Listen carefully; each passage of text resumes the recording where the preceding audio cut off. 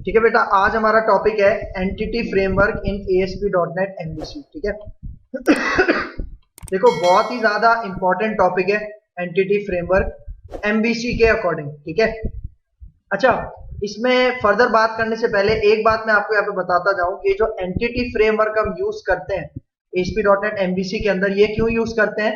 ये हम इसलिए यूज करते हैं डेटा को एक्सेस करने के लिए।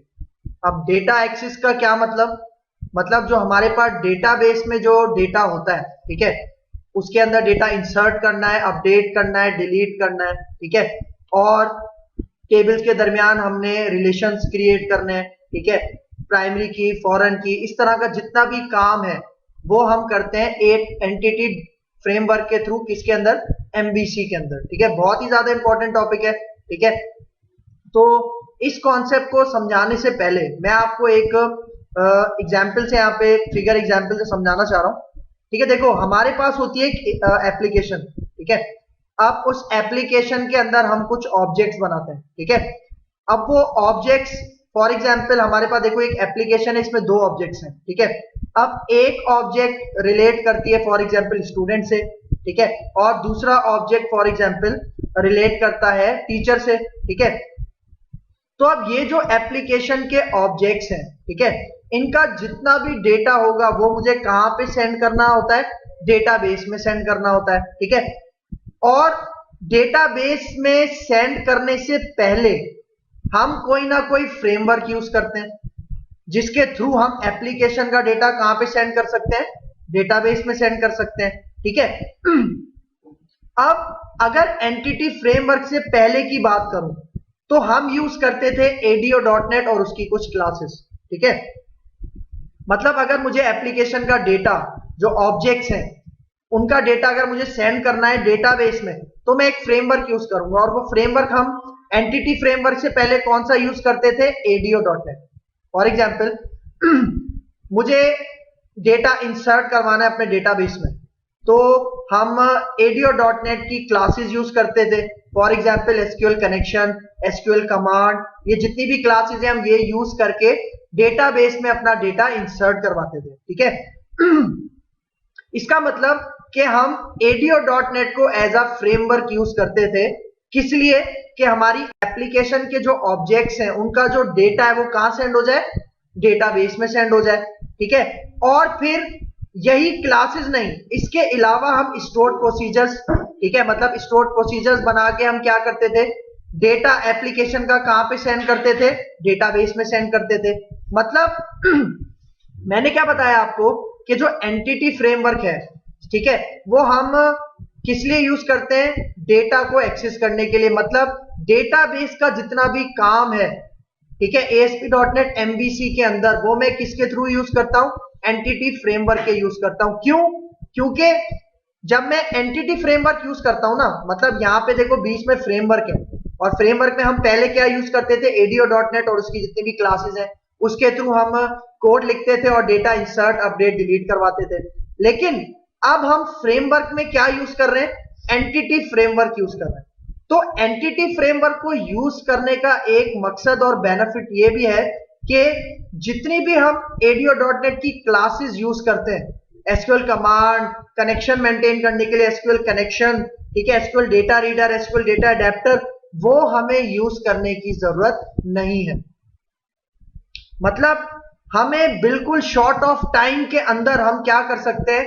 अपनी एप्लीकेशन का डेटा डेटाबेस के अंदर सेंड कर सकते हैं, उसे एक्सेस कर सकते हैं, डिलीट कर सकते हैं, और जितने भी काम होते हैं कि अगर मुझे एक टेबल से दूसरे टेबल को लिंक करवाना है, उनके दरमियान कनेक्शन क्रिएट करना है, प्राइमरी की, फॉरेन की का, वो सारा काम मैं किसके थ्रू कर सकता हूं? एंटिटी फ्रेमवर्क के थ्रू कर सकता हूं। ठीक है, फिर देखो एक इसमें एक पॉइंट यहाँ पे लास्ट लिखा है, मैनुअल मैपिंग। मतलब अगर मुझे टेबल्स के दरमियान रिलेशनशिप बनाना है तो वो मुझे मैनुअली करना पड़ता था।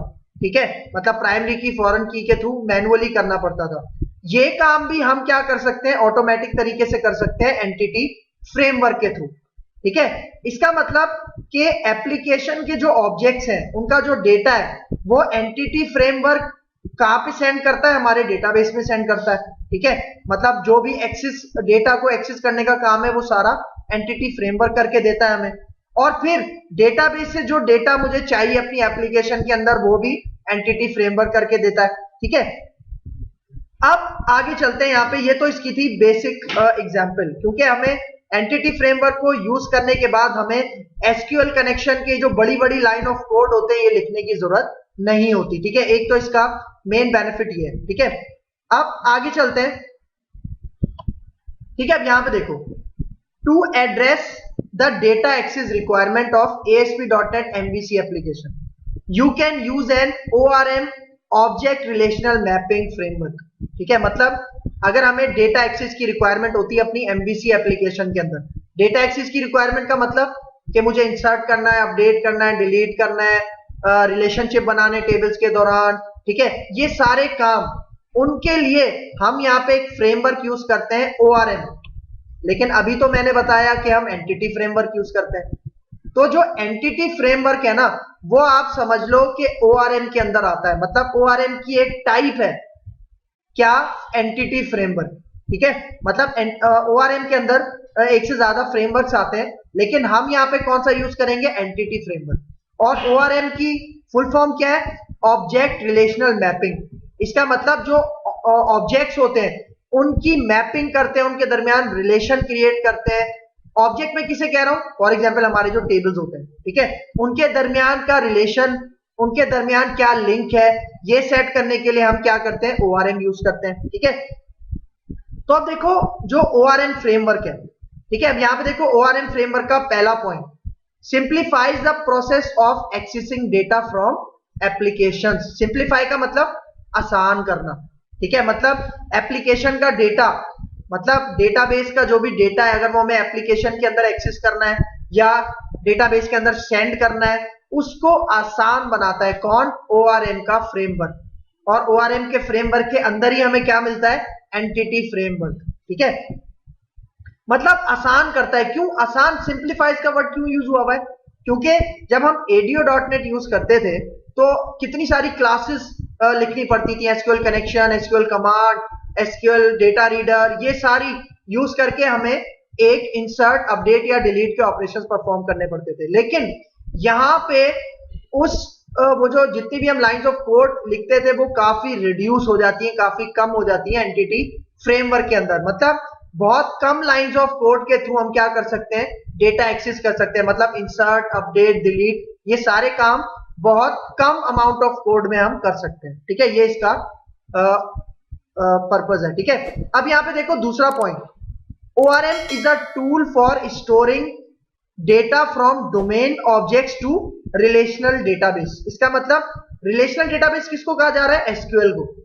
आपको पता है कि SQL क्या है, रिलेशनल डेटाबेस मैनेजमेंट सिस्टम है, RDBMS है। ठीक है, तो ORM क्या करता है, हमारे जो डोमेन ऑब्जेक्ट्स है, मतलब डोमेन ऑब्जेक्ट्स में किसे कह रहा हूं, जो हमारी एप्लीकेशन का डेटा है, जो हमारी एप्लीकेशन का डेटा है उसको डेटाबेस के अंदर सेंड करने का काम किसका होता है, ORM का। और ORM की एक टाइप है जो हम कवर कर रहे हैं, उसका क्या नाम है, एंटिटी फ्रेमवर्क। ठीक है, ये इसका कॉन्सेप्ट है।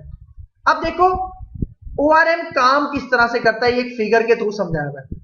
अब देखो हमारी MVC एप्लीकेशन है और उसके अंदर मैंने कुछ मॉडल क्लासेस बनाई हुई है, सही है। उन मॉडल क्लासेस को लेके ORM क्या करता है, हमारे डेटाबेस के अंदर टेबल्स बना लेता है। मतलब मैंने मॉडल क्लासेस बनाई, मैंने एक मॉडल क्लास बनाई स्टूडेंट के लिए। अब उस स्टूडेंट की कुछ प्रॉपर्टीज है, ID है, नेम है, जेंडर है, एज है, मैंने वो क्लास बनाई। ठीक है, मॉडल क्लास। अब ORM क्या करेगा, मतलब एंटिटी फ्रेमवर्क क्या करेगा कि उन मॉडल क्लासेस के थ्रू क्या बना देगा, डेटाबेस भी बना देगा और उनके अंदर के टेबल्स भी बना देगा ऑटोमेटिकली, मतलब खुद से हमें बनाने की जरूरत नहीं है। एक तो ये पॉइंट हो गया। फिर दूसरा पॉइंट, ORM एक मैंने अभी क्या बताया, ORM एक काम क्या करता है कि जो आपकी एप्लीकेशन के अंदर मॉडल क्लासेस होती हैं, ठीक है, उनको ORM क्या करता है, डेटाबेस और उनके टेबल्स में कन्वर्ट कर लेता है। किस तरह, जिस तरह मैंने बताया कि स्टूडेंट की क्लास है, ID, नेम, एज, जेंडर, उनको टेबल्स के कॉलम में कन्वर्ट कर देगा। मतलब आपने सिर्फ मॉडल क्लासेस बनाई है, बाकी उन मॉडल क्लासेस को डेटाबेस और टेबल्स में कन्वर्ट करने का काम किसका है, ORM का मतलब एंटिटी फ्रेमवर्क का। फिर दूसरा काम क्या है कि फॉर एग्जांपल आपके पास डेटाबेस या टेबल्स पहले से बने हुए पड़े हुए हैं, ठीक है, मतलब डेटाबेस और टेबल्स आपके पास एग्जिस्टिंग है, तो ORM क्या करेगा, उन डेटाबेस और टेबल्स के थ्रू आपको मॉडल क्लासेस बना के दे देगा, जिन क्लासेस को आप अपनी एप्लीकेशन के अंदर यूज कर सकते हो। यह बेनिफिट किसका है, ORM का। मतलब जैसे ही हम मॉडल क्लासेस बनाएंगे और हम अपनी एप्लीकेशन एग्जीक्यूट करेंगे, तो उन मॉडल क्लासेस के थ्रू ORM क्या करेगा, एंटिटी फ्रेमवर्क क्या करेगा, डेटाबेस बना देगा और टेबल्स बना देगा। और फिर अगर हमारे पास डेटाबेस या टेबल्स ऑलरेडी बने हुए रखे हुए हैं, तो ORM क्या करेगा, एंटिटी फ्रेमवर्क क्या करेगा, उन्हें मॉडल क्लासेस के अंदर कन्वर्ट कर देगा। ठीक है, इससे क्या होगा, हमारा टाइम काफी बचेगा। ठीक है, ये कॉन्सेप्ट है। फिर आगे चलते हैं, अब आते हैं एंटिटी फ्रेमवर्क के ऊपर। ठीक है, तो इसका पहला पॉइंट देखो, entity framework is an ORM framework, वही जो बात मैंने अभी बताई थी। एंटिटी फ्रेमवर्क किसके अंदर आता है, ORM के अंदर आता है। That ASP.NET MVC application can use, मतलब एंटिटी फ्रेमवर्क ORM फ्रेमवर्क का एक हिस्सा है, मतलब एक टाइप आप कह सकते हो, जो हम यूज कहां पे करते हैं, ASP.NET MVC एप्लीकेशन में यूज करते हैं। ठीक है, अब देखो इसका दूसरा point, the entity framework is an implementation of the entity data model EDM। मतलब ये क्या कह रहा है कि एंटिटी फ्रेमवर्क इंप्लीमेंटेशन है किसकी, EDM की, एंटिटी डेटा मॉडल की। मतलब एंटिटी फ्रेमवर्क किससे मिलके काम करता है, एंटिटी डेटा मॉडल से मिलके काम करता है। और अब एंटिटी डेटा मॉडल क्या है, देखो यहां से देखो, entity data model is a conceptual model that describes the entities and the associations they participate in an application। इसका मतलब कि entity data model एक मॉडल होता है और वो क्या डिस्क्राइब करता है, वो ये डिस्क्राइब करता है एंटिटीज और उनके दरमियान के लिंक्स। एसोसिएशन का मतलब एंटिटीज और उनके दरमियान जो भी रिलेशनशिप है उसको डिस्क्राइब कौन करता है, एंटिटी डेटा मॉडल। अब ये एंटिटीज क्या है, सही है, एंटिटीज हम कहते हैं टेबल्स को, मतलब एक टेबल है स्टूडेंट का, एक टेबल है टीचर का, उनके दरमियान में कोई ना कोई रिलेशनशिप होगा ना। ठीक है, तो उस रिलेशनशिप को मेंटेन कौन करता है, डिस्क्राइब कौन करता है, एंटिटी डेटा मॉडल। सही है, जाहिर बात है, मैंने क्या बताया, मॉडल क्लासेस के थ्रू ऑटोमेटिकली क्या बन जाता है, डेटाबेस में, और उसके अंदर टेबल बन जाता है। तो उनका जो रिलेशनशिप है वो मेंटेन कौन करेगा, एंटिटी डेटा मॉडल उनको मेंटेन करेगा। ठीक है, फिर यहां पे देखो, entity data model EDM is a set of concepts that describe the structure of the data. इसका मतलब कि मैंने आपको क्या बताया कि आप मॉडल क्लासेस बनाते हो, उसके थ्रू आप क्या बनाते हो, डेटाबेस और टेबल्स, एंटिटी फ्रेमवर्क आपको बना के देता है। तो जो डेटाबेस और टेबल का स्ट्रक्चर है वो कौन मेंटेन करता है, वो कौन डिस्क्राइब करता है, उसको कौन सेट करता है, उसको सेट करता है आपका एंटिटी डेटा मॉडल। ठीक है, इसको भी हम आगे जाके प्रैक्टिकल वर्क में भी देखेंगे कि ये एंटिटी डेटा मॉडल किस तरह से काम करता है। फिर देखो वही point, entity data model is a model that describes entities and the relationship between them. Entities में किसे कह रहा हूं, टेबल्स को। ठीक है, और उनके दरमियान रिलेशनशिप, मतलब कि फॉर एग्जाम्पल एक स्टूडेंट का टेबल है, एक टीचर का टेबल है, उन दोनों के दरमियान क्या हो सकता है, रिलेशनशिप हो सकता है ना।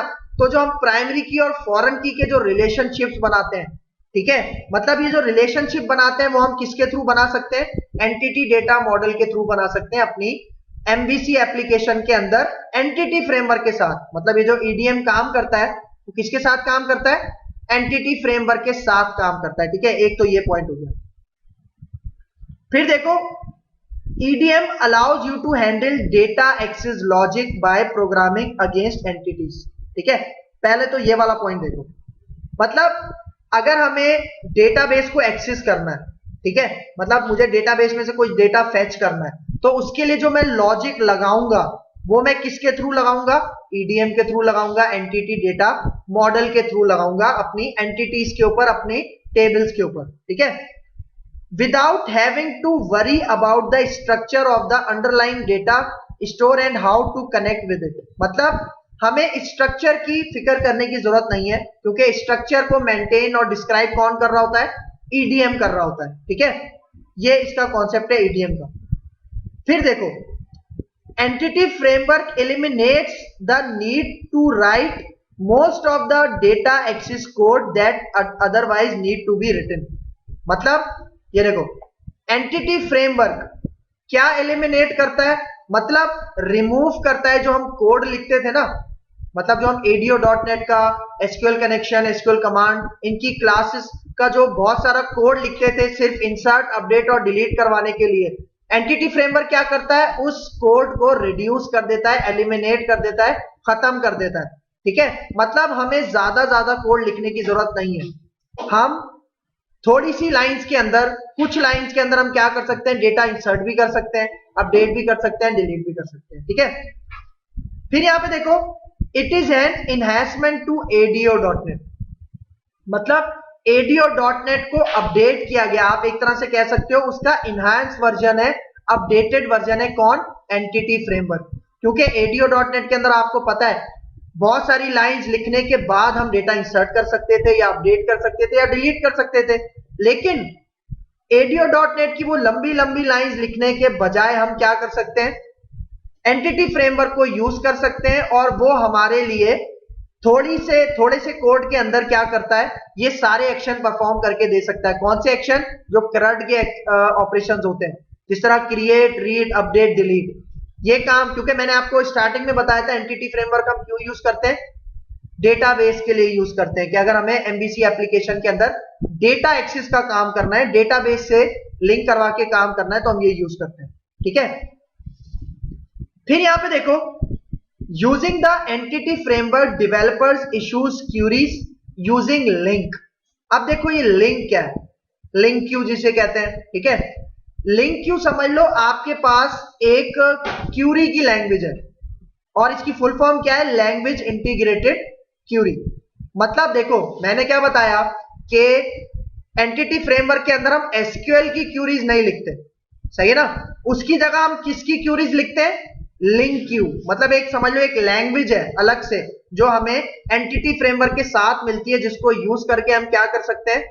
हम CRUD ऑपरेशंस परफॉर्म कर सकते हैं, इंसर्ट, अपडेट, डिलीट। ठीक है, लेकिन ये क्यूरी, मतलब इसके अंदर हम समझ लो कुछ एक्सप्रेशंस यूज करते हैं, कुछ कीवर्ड्स यूज करते हैं। मतलब SQL क्यूरी की तरह नहीं है कि हमें लंबी लंबी लाइंस लिखनी हो, नहीं, ये काफी शॉर्ट वर्जन होता है। और लिंक क्यू को हम यूज करते हैं लैम्डा एक्सप्रेशंस के साथ। लैम्डा एक्सप्रेशन आपको पता है, हम पढ़ के आए हैं पीछे। ठीक है, तो उसके साथ हम किसको यूज करते हैं? लिंक क्यू को यूज करते हैं। क्यों? देखो, using the entity framework developers issue queries using LINQ Q. मतलब जो क्यूरीज डेवलपर लिखता है वो किसके थ्रू लिखता है? लिंक क्यू के थ्रू लिखता है। Then retrieve and manipulate data as strongly type objects. मतलब अगर हमें डेटा रिट्रीव करवाना है डेटाबेस से, या मैनिपुलेट करना है, इधर से उधर भेजना है, तो हम क्या यूज करते हैं? लिंक क्यू यूज करते हैं as a strongly type object. क्योंकि मैंने क्या बताया, लिंक क्यू हम किसके साथ यूज करते हैं? लिंक क्यू हम यूज करते हैं लैम्डा एक्सप्रेशन के साथ। और लैम्डा एक्सप्रेशन आपको पता है हम कब यूज करते हैं? जब हम स्ट्रांगली टाइप्ड व्यूज के साथ काम कर रहे होते हैं, स्ट्रांगली टाइप्ड ऑब्जेक्ट्स के साथ काम कर रहे होते हैं। ठीक है, तो अब देखो, इसको मैं फिगर से समझाता हूं। देखो, हमारे पास C# एप्लीकेशन है, और ये हमारे पास एंटिटी फ्रेमवर्क है, जिसके अंदर EDM आ जाता है, मैंने आपको बताया, एंटिटी डेटा मॉडल आ जाता है। मतलब एप्लीकेशन का जो डेटा है, अगर मुझे सेंड करना है अपने डेटाबेस के अंदर, या डेटाबेस का डेटा लेके अपनी C# की एप्लीकेशन में दिखाना है, तो मैं क्या यूज करूंगा? एंटिटी फ्रेमवर्क यूज करूंगा, जो कि हमारा कोड काफी रिड्यूस कर देता है। मतलब थोड़े से लाइन ऑफ कोड में मैं डेटा एक्सेस भी कर सकता हूं, ठीक है, अपने डेटाबेस का, और डेटाबेस में इंसर्ट भी कर सकता हूं, ये सारे काम। ठीक है, मतलब जो ADO.NET का जितना भी कोड होता है, आप समझ लो वो हमें कौन करके देता है? बैकएंड पे एंटिटी फ्रेमवर्क करके देता है, हमें खुद से करने की जरूरत नहीं होती। सही है? ठीक है, तो अब देखो, एंटिटी फ्रेमवर्क को यूज करने की कुछ अप्रोचेज होती है। ठीक है, मतलब यहां पे क्या कह रहा है? Entity framework uses different approaches to manage data related to an application. ठीक है, मतलब अगर हमें एंटिटी फ्रेमवर्क को यूज करना है, तो उसकी किसी एक अप्रोच को हम यूज करते हैं। ठीक है, हमारे पास 3 अप्रोचेज होती हैं। कौन कौन सी? कोड फर्स्ट, दूसरी डेटाबेस फर्स्ट और तीसरी मॉडल फर्स्ट अप्रोच। ठीक है, मतलब ये कुछ अप्रोचेज हैं, इनमें से किसी एक अप्रोच को यूज करते हुए हम क्या कर सकते हैं? एंटिटी फ्रेमवर्क के साथ काम कर सकते हैं। क्यों? क्योंकि एंटिटी फ्रेमवर्क का कॉन्सेप्ट क्या है कि हमें, मतलब ये एक ऐसा प्लेटफॉर्म प्रोवाइड करता है जिसके अंदर हमें बड़ी बड़ी क्यूरीज लिखने की जरूरत नहीं है। ठीक है, शॉर्ट काम में हम क्या कर सकते हैं? डेटाबेस एक्सेस कर सकते हैं, डेटाबेस का डेटा सारा एक्सेस कर सकते हैं। ठीक है, तो हमारे पास ही तो मैंने अभी 3 अप्रोचेस बताई। ठीक है, नेक्स्ट लेक्चर में हम सबसे पहली अप्रोच देखेंगे जिसका नाम है कोड फर्स्ट अप्रोच। ठीक है, अच्छा, ये तो था हमारे पास एंटिटी फ्रेमवर्क का बेसिक कॉन्सेप्ट। ठीक है, नेक्स्ट लेक्चर में आते हैं और कोड फर्स्ट अप्रोच के ऊपर बात करते हैं। यहां तक क्लियर है?